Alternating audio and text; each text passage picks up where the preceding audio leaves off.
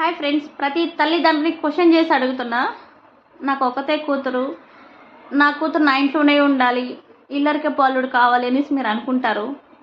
మీరు ఆలోచించడంలో తప్పు లేదు, బాగానే ఉంది. కానీ నీ కూతురికి బాధ్యతలు ఏంటో తెలుస్తుందా? అత్తగారి ఇంట్లో ఎలా నడుచుకోవాలో తెలుస్తుందా? అత్తమామలకి ఎలా గౌరవించాలో తెలుస్తుందా? లేదా కష్టం వచ్చినప్పుడు ఎదుర్కోవాలి ఎలా అనేసి తెలుస్తుందా? మీరు ఉన్నంత వరకు బాగానే ఉంటుందబ్బా, సంతోషంగా హ్యాపీగా పిల్ల పాపలతో ముగ్గురితో బాగుంటుంది.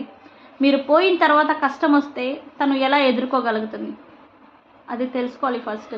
అదే ఆ ఇంటికి వచ్చిన అల్లుడికి స్వతంత్రంగా తను ఏదైనా చేయగలుగుతాడా?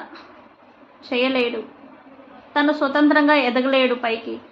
తనకి బాధ్యతలు అంటే ఏంటో తెలియాలి, సంసారం అంటే ఏంటో తెలియాలి. ఇద్దరికి, ఆలుమొగుడికి ఇద్దరికి పెళ్లి చేసిన తర్వాత పిల్లల్ని ఎలా పెంచాలో కూడా తెలుసుకోవాలి. రేపు ఈ ఫ్యూచర్లో ఏదైనా పెద్ద కష్టం వచ్చిందనుకో,